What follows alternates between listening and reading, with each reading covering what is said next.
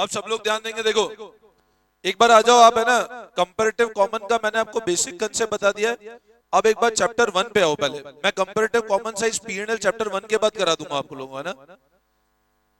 नहीं, जगह मत छोड़ो आप, सेम पैटर्न, मतलब वो दोनों चैप्टर साथ ही चले इनका, फर्स्ट वाला और comparative common size.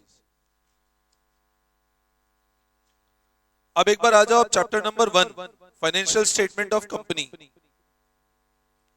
Come to chapter number 1, financial statement of company. अब इस चैप्टर नंबर 1 में, है ना, मैंने आपको ये बताया था, पेज नंबर 1.5 देखो एक बार आप लोग, पेज नंबर 1.5, चैप्टर नंबर 1 में कम टू पेज नंबर 1.5।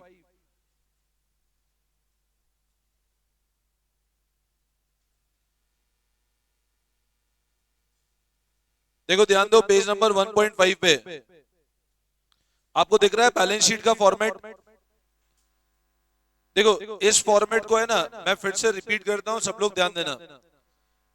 इस फॉर्मेट के अंदर हम लोगों ने इस फॉर्मेट को इवन जब कंपनी पढ़ा था तब भी मैंने आपको बताया था, इसको ध्यान समझना।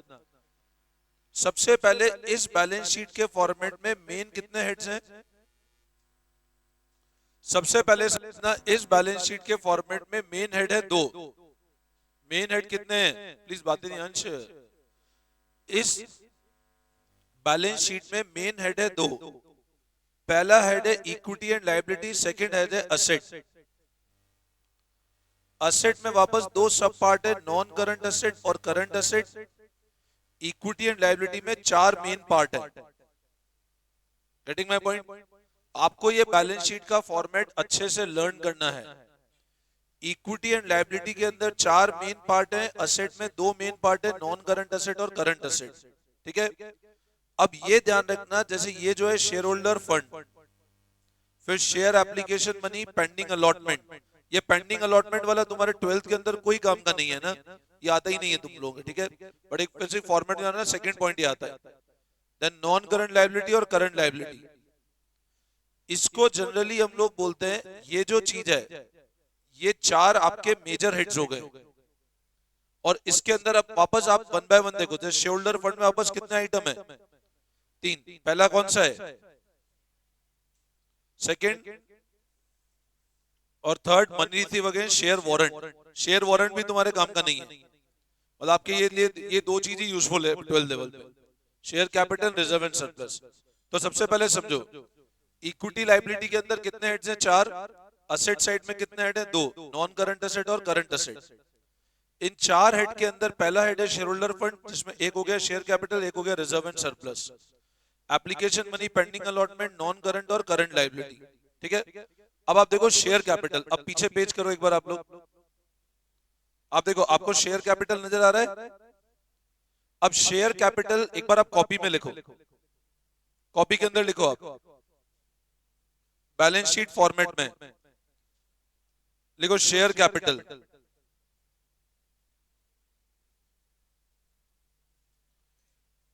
Share capital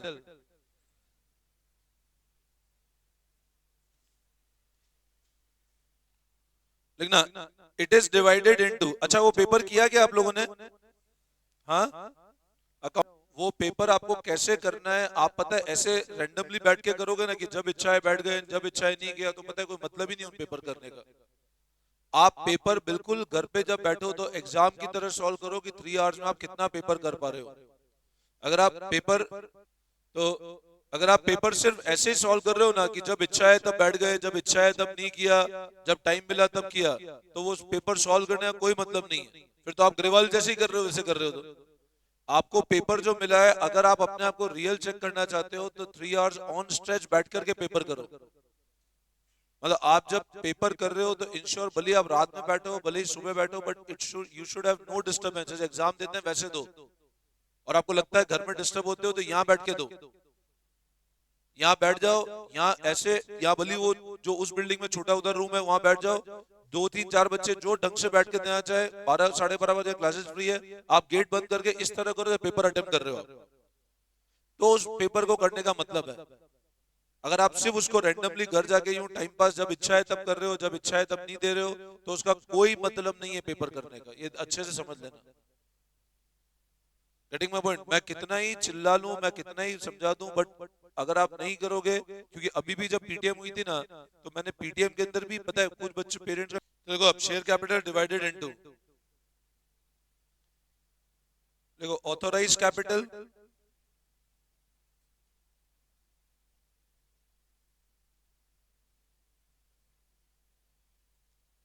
subscribe capital. तो शेयर कैपिटल तीन तरह का है, ऑथोराइज, इशूड, बातें नहीं, और सब्सक्राइब। बातें नहीं, इधर ध्यान दो। शेयर कैपिटल तीन पार्ट में डिवाइडेड है, ऑथोराइज, इशूड और सब्सक्राइब। अब है ना, जब भी अपन कंपनी की बैलेंस शीट बनाते हैं, जब भी हम लोग एक कंपनी की बैलेंस शीट बनाते हैं, हमेशा एक बात ध्यान रखना, अपने को बैलेंस शीट के अंदर इन तीनों को प्रॉपर वे में प्रेजेंट करना है। अब ये मैं अज्यूम कर रहा हूं सबको पता है ऑथोराइज का मतलब क्या होता है, इशूड का मतलब क्या होता है, सब्सक्राइब मेरे को इस चैप्टर में डिटेल में समझाना है आपको, ठीक है? तो ऑथोराइज, इशूड, अच्छा ये ध्यान रखना, जब भी बैलेंस शीट बनती है, ऑथोराइज और इशूड, देखो कंपनी की बैलेंस शीट जैसे पार्टनरशिप होता था ना, पार्टनरशिप में अपन ऐसे करते थे, कैपिटल में ऐड कर दिया इधर, फिर लेस कर दिया ड्राइंग, या प्रोप्राइटरशिप में। बट कंपनी के अंदर ये कोई भी वर्किंग आपको बैलेंस शीट में नहीं करनी है। कंपनी के अंदर you need not do any working in the balance sheet. आपको जितनी भी वर्किंग है उसके लिए आपको नीचे प्रॉपर क्या बनाने हैं, नोट्स टू अकाउंट्स बनाने हैं। अब यहां पर ये ध्यान रखना, जब भी हम लोग कंपनी की बैलेंस शीट बनाते हैं, जैसे एग्जांपल समझो, हमने एक बैलेंस शीट इस तरह बनाई, हमने इधर लिखा पर्टिकुलर्स, देन और अमाउंट, इधर लिखा हमने शेयर कैपिटल। अब मान लो नोट नंबर लगाया 1। अब ये नोट नंबर 1 को है ना, आप यहां हमेशा ध्यान रखना, यहां ऑथोराइज नहीं आएगा, ये मेन बैलेंस शीट की बात कर रहा हूं।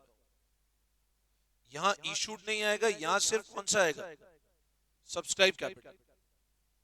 अपन ने ऑथोराइज जितना भी उसको तो लिखना, ऑथोराइज मतलब कंपनी ने कितने की परमिशन ले रखी है, उसको अपने को सिर्फ नीचे डिस्क्लोजर देना है।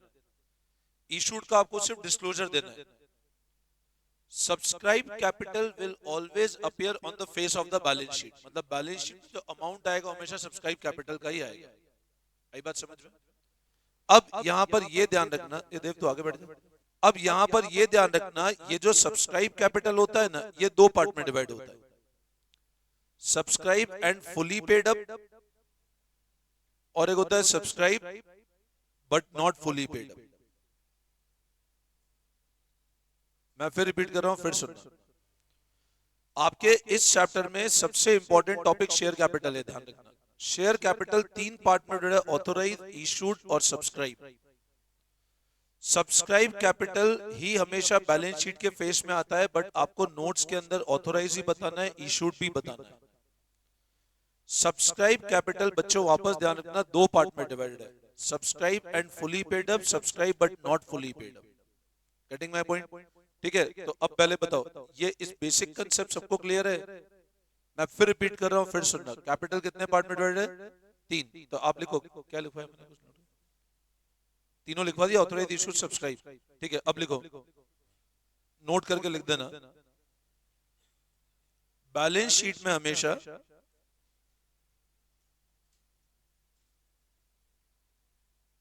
सब्सक्राइब कैपिटल ही आएगा।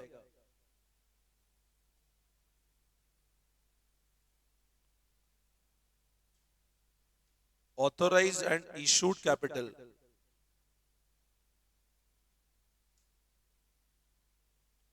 नोट्स टू अकाउंट्स में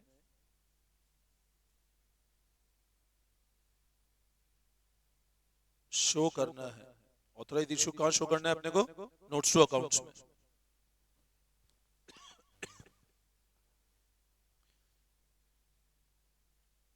अब सब्सक्राइब कैपिटल वापस दो पार्ट में डिवाइडेड है।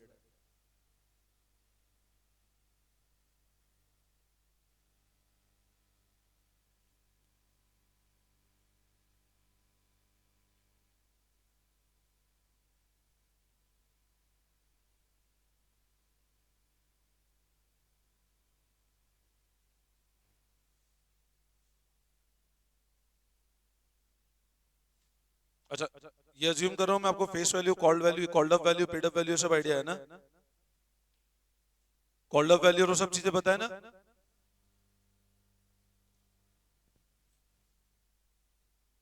नोट कर लिया इसको? अब सब्सक्राइब और फुली पेड अप कब कहलाएगा? फेस वैल्यू 10, मान लो कॉल्ड अप वैल्यू भी 10 है और पेड अप भी 10 है, तो ये कहलाता है subscribe and fully paid up. Face value 10, called up 10 और पेड अप भी 10 है, तो कहलाएगा subscribe and fully paid up. अब इसमें दो सिचुएशन हो सकती है। Face value 10, called up 8, paid up 8। Face value 10, called up 10, paid up 8।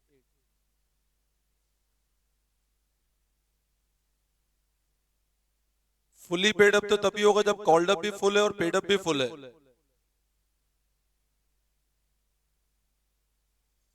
इस केस में कॉल इन अरियर है ₹2 का, और इस केस में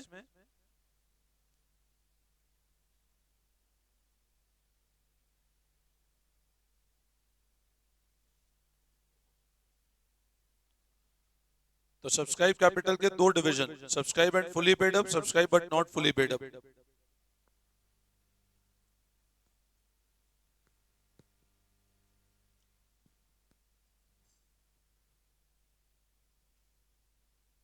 बोलो, इसमें कोई डाउट?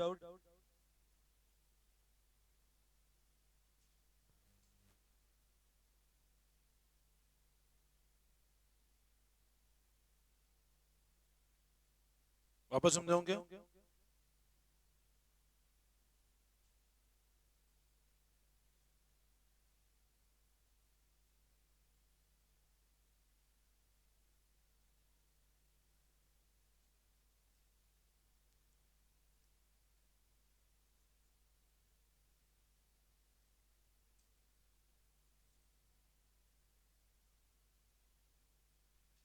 क्लियर है सबको? वापस समझाऊं? ठीक है, ये नोट कर लिया सबने? अब नेक्स्ट लाइन लिखो। देखो, assume a company has, example लिखो, 1 lakh equity share of 10 each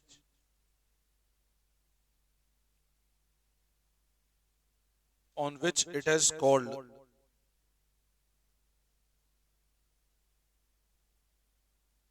face value of share 10,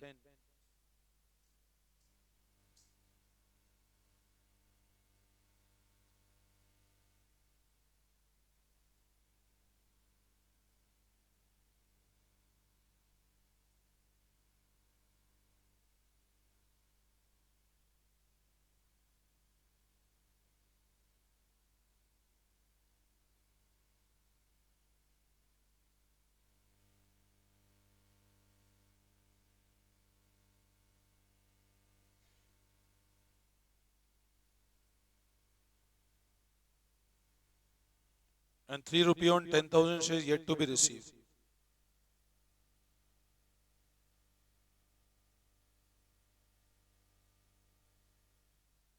Show capital in balance sheet.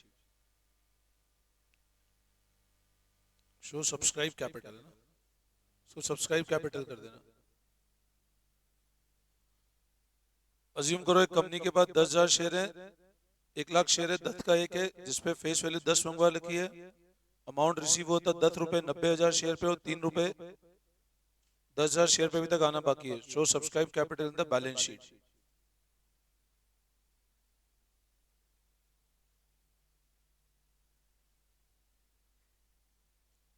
जैसे मान लो बैलेंस शीट बनाई हमने, एक छोटा फॉर्मूला डालो, शेयर कैपिटल, नोट नंबर और अमाउंट। नोट नंबर 1, मैं आपको मेन सब्सक्राइब कैपिटल ही बता रहा हूं अभी, है ना? ऑथोराइज इशूड तो सेम ही होगा। अब एक बार तुम लोग पहले समझ लो, फिर कॉपी बाद में करना। अब देखो, एक बार सब लोग समझ लो, कॉपी सब बाद में करना, पहले समझ लो इधर, ठीक है ना? अब सबसे पहले ध्यान रखना, ऑथोराइज और इशूड सिर्फ प्रेजेंटेशन के लिए आता है, बैलेंस शीट में ऑथोराइज इशूड नहीं आएगा कोई भी। अब इसमें नोट्स टू अकाउंट्स कैसे बनेगा? आप है ना, मेरे को एक बात बताओ, 1 लाख शेयर में से 90,000 शेयर ऐसे हैं जिनकी फेस वैल्यू 10 रुपए है, कॉल्ड अप वैल्यू 10 रुपए और पेड अप भी कितना है, और 10,000 शेयर ऐसे हैं जिनका फेस वैल्यू 10 है, कॉल्ड अप 10 है और पेड अप, ये सिचुएशन है। अब है ना, आप एक बात बताओ, ये वाले शेयर कौन से हैं? Fully paid up. और ये वाले कौन से हैं बेटा? नॉट फुली, है ना, एग्री करते हो? अब मैं क्या करता हूं, इधर लिखता हूं सबसे पहले नोट्स में subscribe capital, subscribe and fully paid up. सिर्फ देखना एक बार, कॉपी सब बाद में, है ना। अच्छा मेरे को बताओ, ये जो 90,000 शेयर हैं इनके लिए तो आप एंट्री कर चुके हो ना?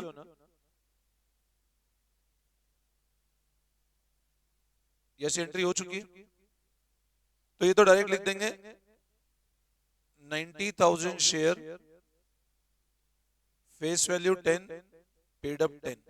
प्रॉपर लिखना है इसको, पेड अप है ना, मैंने ऐसे लिख दिया आपको प्रॉपर। ये आप 90,000 शेयर ऑफ रुपी 10 ईच कर देना, 90,000 शेयर ऑफ रुपी 10 ईच, ठीक है ना।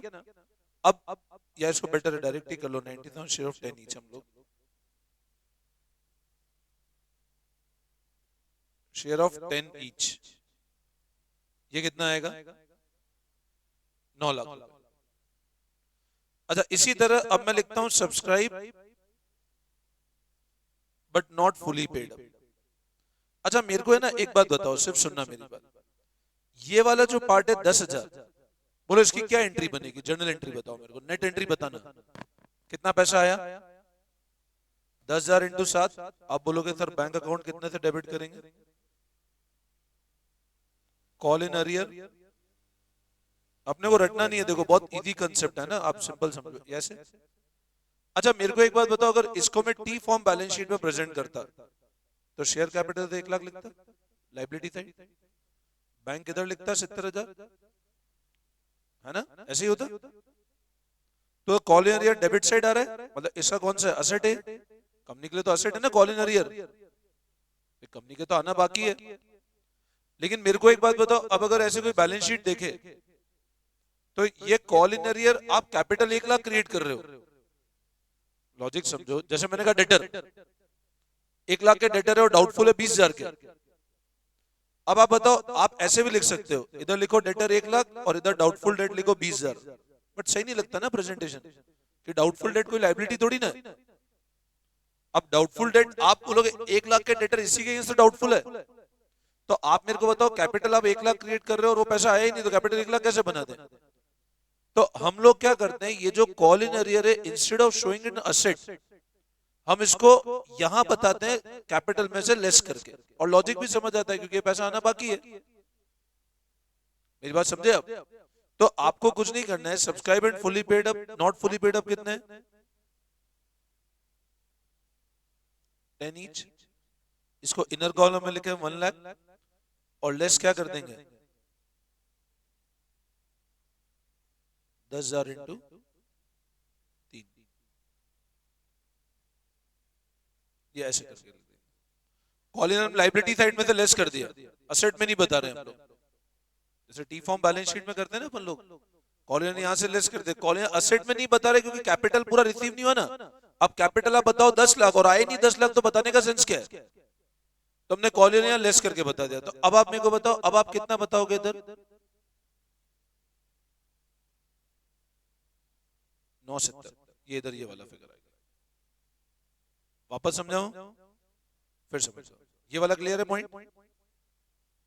ये क्लियर है? अब बताओ कितने शेयर ऐसे जिनका फुली पेड अप नहीं है? 10,000 शेयर है, कॉल्ड अप 10, पेड अप 7 ही है। तो अब आप बताओ एंट्री क्या होगी इसकी? 7 रुपए आए, 10,000 इंटू 7, कितना एरियर में? 3 रुपए, 3 रुपए एरियर में टू कैपिटल। 1 लाख का कैपिटल बनाया, बैंक 70, कॉल इन यहां था, बट कॉल इन एरियर में यहां इसलिए लिख रहा हूं बेटा, ये असेट नहीं है, ये असेट है, बट कैपिटल 1 लाख कैसे क्रिएट करोगे आप? तो प्रॉपर प्रेजेंटेशन के लिए हम लोग कैपिटल में से लेस करके बता रहे हैं ताकि वो इंडिकेट हो जाए कि पैसा 70 ही आया हम लोगों को। Getting my point? टोटल तो मैच हो जाएगा बट प्रेजेंटेशन परफेक्ट होना चाहिए ना। तो हमने कॉल एरियर में शेयर होल्डर को डिस्क्लोज दिया, 1 लाख में कितना एरियर चल रहा है अभी तक भी? 70,000 का एरियर है, तो वो हमने यहाँ से लेस करके बता दिया बस। भाई मेरे को बताओ ना, अगर मैं इस चीज को यहाँ लिखूंगा तो लेस करके तो लिखूंगा, तो टी फॉर्म में लिखना हो तो लेस करके लिखता। हम टी फॉर्म नहीं वर्टिकल फॉर्मेट बना रहे हैं बैलेंस शीट का, इसलिए मैंने यहाँ से लेस कर दिया उसको। और ये टोटल कितना है? 970। इस 970 को हमने ऊपर बैलेंस शीट के फेस पे लिख दिया बस, ये 970 यहाँ ऐसे बताना। वापस समझो।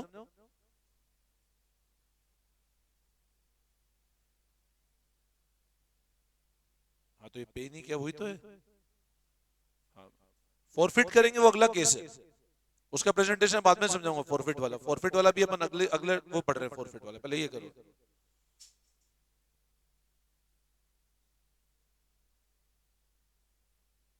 ये समझ में आया? ठीक है। अच्छा अब है ना, आप यहां पर एक चीज ध्यान रखना, अज्यूम करो सिचुएशन ऐसी होती। अब ध्यान देना एक बार, अगर मान लो सिचुएशन ऐसी होती, अमाउंट रिसीव 10 और 90,000 शेयर, और मान लो कंपनी ऐसा होता है जैसे ये 1 लाख शेयर है। अगर ये मान लो सिचुएशन ऐसी होती, 1 लाख शेयर है, फेस वैल्यू 10 है, कॉल्ड अप वैल्यू 8 है और पेड अप भी 8 ही है। अगर कॉल्ड अप 10, फेस वैल्यू 10 है, कॉल्ड अप 8, पेड अप 8 है, तो इसका मतलब क्या होता है? Subscribe but not fully paid up. अब अगर ये चीज है subscribe but not fully paid up, इसको क्या बोलेंगे? नाउ अब ये जब नॉट फुली पेड अप है तो यहाँ कॉल इन अरियर नहीं है। अच्छा इस केस में बोलो एंट्री कैसे होगी? बैंक 8 लाख रुपए, अरे रितेश ऐसे होगी entry, bank to share capital 8 lakh. तो इस केस में कोई कॉल इन अरियर है ही नहीं क्योंकि मंगवाया नहीं अपन ने। तो इसका मतलब क्या होगा? शेयर कैपिटल कितना शो करेंगे हम लोग? 8 लाख रुपए। मेरी बात फिर सुन लेना, अगर आपका 1 लाख शेयर है, फेस वैल्यू 10 है, कॉल्ड अप 8 है, पेड अप भी 8 है, तो इसका मतलब bank account debit to share capital 8 lakh, तो कॉल इन अरियर नहीं है यहाँ पे। Getting my point? यहाँ आप शेयर कैपिटल कितना बता दोगे डायरेक्ट?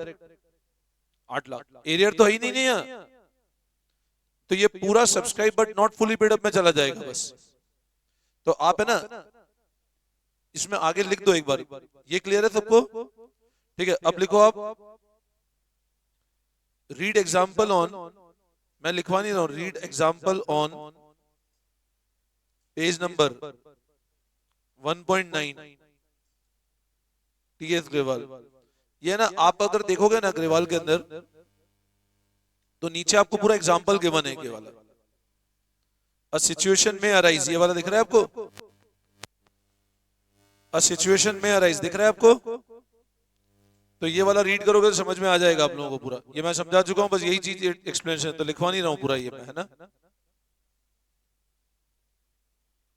अब आप पेज टर्न करो, पेज नंबर 1.10 पे आओ, पेज नंबर 1.10 पे आओ।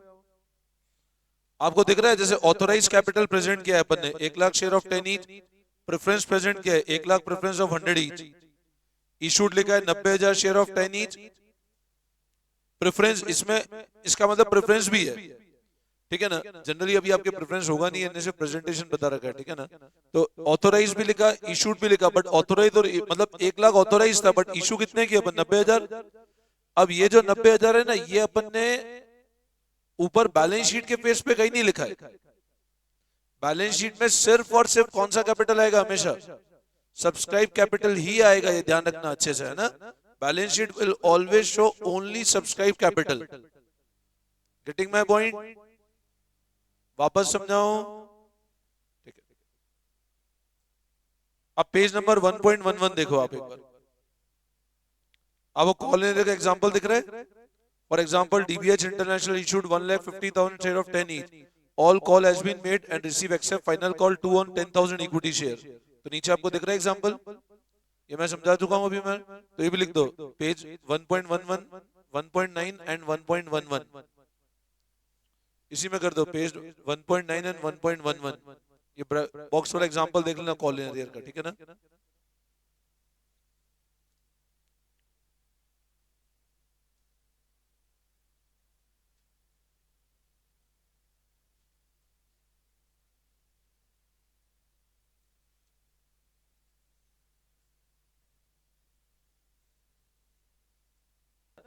ये हम लोगों ने शेयर कैपिटल डिस्कस किया। इसके मैं कुछ क्वेश्चन ना आपको जो अपनी बुक नंबर 2 है उसके अंदर ही बता दूंगा, वो क्वेश्चन आप देख लेना एक बार, ठीक है ना। So normal share capital presentation वाले क्वेश्चन मैं आपको बता दूंगा, वो एक बार आप आज देख लेना एक बार, ठीक है।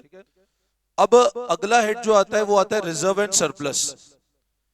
देखो इक्विटी एंड लायबिलिटी के अंदर कितने मेन हेड है? 4। कितने सब हेड है? और असेट साइड में 2 हेड है। इन 4 हेड में पहला मैंने आपको बता रहा हूं शेयर होल्डर फंड, जैसे मैंने अभी आपको जो पढ़ाया वो था शेयर कैपिटल। अब सेकंड क्या आता है बच्चों? Reserve and surplus. सेकंड क्या आता है? बातें नहीं, इधर ध्यान दो। सेकंड क्या आता है? Reserve and. अब रिजर्व एंड सारे तरह के reserve, general reserve, capital reserve, security premium reserve, any type of reserve will be shown under that reserve and surplus. अब क्वेश्चन है कभी आपको ये नहीं बोलेगा आपको रिजर्व से अमाउंट कितना है, आपको सिर्फ ऐसे पूछ लेंगे बताओ ये कौन से हेड में आएगा और कौन से सब हेड में आएगा। जैसे आपको मान लो ऐसा बोलते हैं सिक्योरिटी प्रीमियम,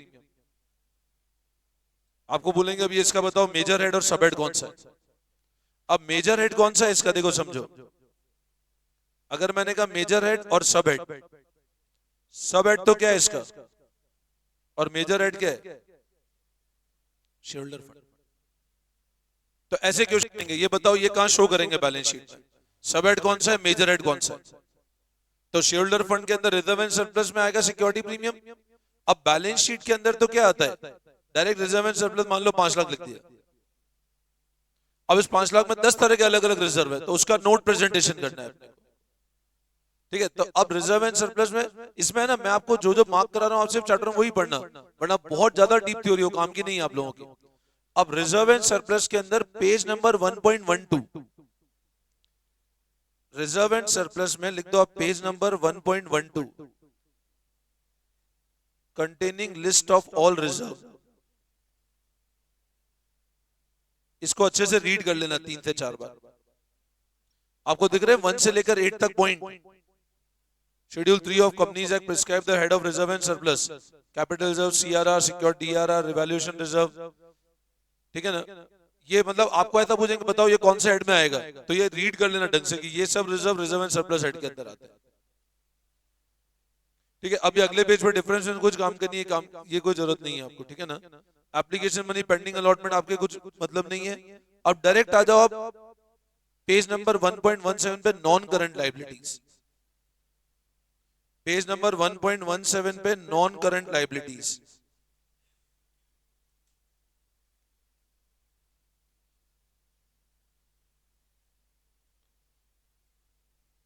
अब नॉन करंट लायबिलिटी मतलब क्या है? इसमें कंपनीज एक्ट में इसको नेगेटिव सेंस में डिफाइन किया, मतलब ऐसे डिफाइन किया which are not current liability. Companies act में नॉन करंट लायबिलिटी डिफाइन नहीं किया, ऐसा बोला which are not current liability they are non current liability.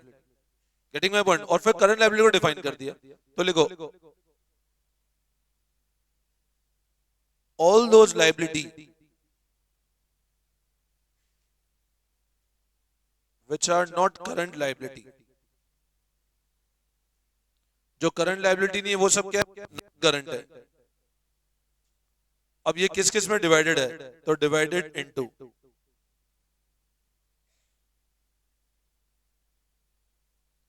तो लिखो long term borrowing,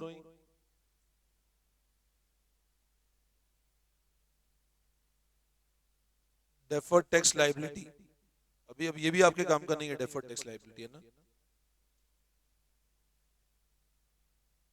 other long term liability,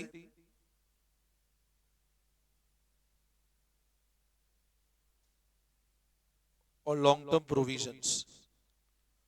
अब ये वाला पार्ट आपके डेफर्ड टैक्स आपके आएगा ही नहीं एग्जाम में, ठीक है ना। आपको सिर्फ हेड याद होना चाहिए, बाकी पूछते भी नहीं डेफर्ड टैक्स, है ना, ये बोर्ड में है ही नहीं ये वाला। तो आपको सिर्फ हेड ध्यान रखना है कि नॉन करंट लायबिलिटी में 4, अगेन ये जो है ना ये 4, ये क्या है इसके अगेन, ये सब हेड्स कहलाते हैं, और मेन हेड ये नॉन करंट लायबिलिटी है। अब long term borrowing, deferred tax, other long term liability और लॉन्ग टर्म प्रोविजंस।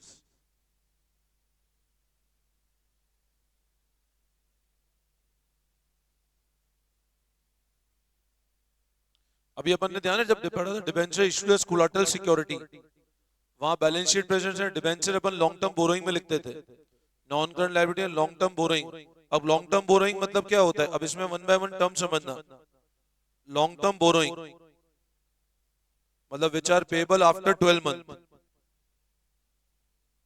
जिनका पेमेंट कितने टाइम बाद होगा। और अगेन इसकी जो डिटेल लिस्ट है वो पेज नंबर 1.18 पे, आपको जो मैं बता रहा हूं ना सिर्फ आप वही पढ़ना।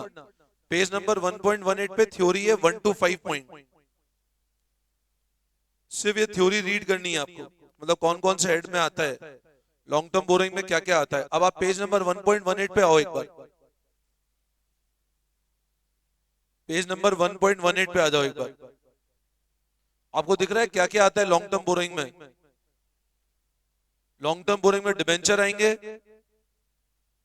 बॉन्ड्स आएंगे, टर्म लोन अगर बैंक से है या दूसरी पार्टी वो आएगा, पब्लिक डिपॉजिट आएगा या अदर लोन्स एंड एडवांसेस आ जाएगा। सिर्फ ये 5 आइटम आएंगे, ध्यान रखना, नॉन करंट लायबिलिटी में, नॉन करंट लायबिलिटी के लॉन्ग टर्म बोरिंग हेड में। Debenture, bond, term loan bank से या कहीं और से है, कोई पब्लिक का डिपॉजिट है या बाकी लोन और एडवांसेस नेचर स्पेसिफाई कर। तो you need to remember only this 5 part. आपको सिर्फ ये 5 पॉइंट ही याद करने हैं, ये 5 में, और इसको 3 से 4 बार रीड करना है, ऐसे रटना नहीं है बैठ करके, है ना, कि पब्लिक डिपॉजिट कहां आएगा, तो long term borrowing non current liability के अंदर। अच्छा, ये कोलाटरल वाला वैसे अपन पढ़ चुके थे, इशू किया नॉन नहीं इशू किया, सस्पेंस अपन ने डिबेंचर के अंदर पढ़ा था ये, है ना। नेक्स्ट पेज पे डेफर्ड टैक्स लायबिलिटी काम का नहीं है आप लोगों के।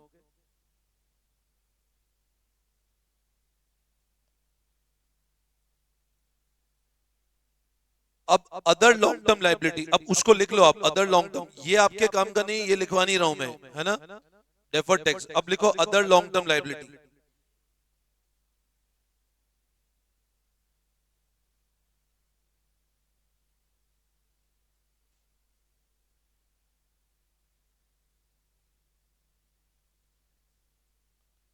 लिखना,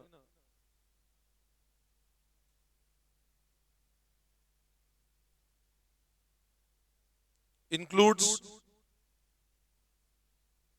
अब देखो ये क्या है, देखो आप समझना, ये तो बोरोइंग थी, मतलब उधार लिया अपन ने, नाम बता रहा है, ये क्या था, जो उधार लिया। और ये कोई उधार नहीं है, ये बाकी कोई लॉन्ग टर्म, जैसे क्रेडिटर्स है। अब क्रेडिटर को मान लो अपने को 2 साल बाद पेमेंट करना है, उधार नहीं लिया, ये तो प्योर बोरोइंग उधार है अपनी, जो आपने इंटेंशनली उधार लेके किया, आपने धीरे धीरे चुकाएंगे। अब क्रेडिटर को पेमेंट 2 साल बाद करना है, तो किसमें चला जाएगा वो, अदर लॉन्ग टर्म लायबिलिटी, ठीक है ना।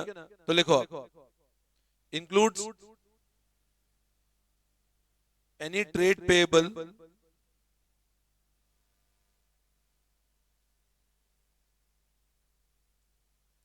Comma premium on redemption of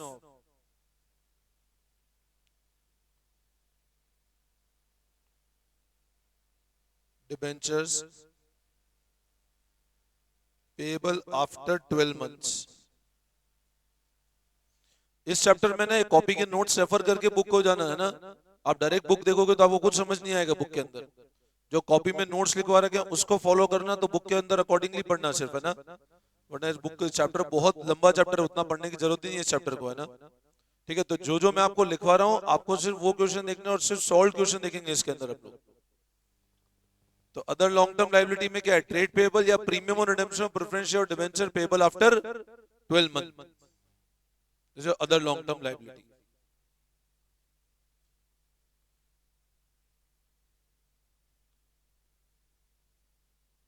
clear है, फिर लॉन्ग टर्म प्रोविजन हम लोग कल से पढ़ते हैं इसको, ठीक है। आप लोग है ना एक बार पेज नंबर 1.23 पे इसको एक बार है ना सिर्फ रीड कर लेना, पेज नंबर इसमें आगे लिख लो एक बार इसी के बाद, page number 1.23 read illustration number 2, 3, 4, then 6, 7, ये मैं सब पढ़ा चुका हूं, वही चीज है ना, आप इनको रीड करके आ जाना एक बार, ठीक है। इसको देखना, फिर करते हैं नेक्स्ट क्लास।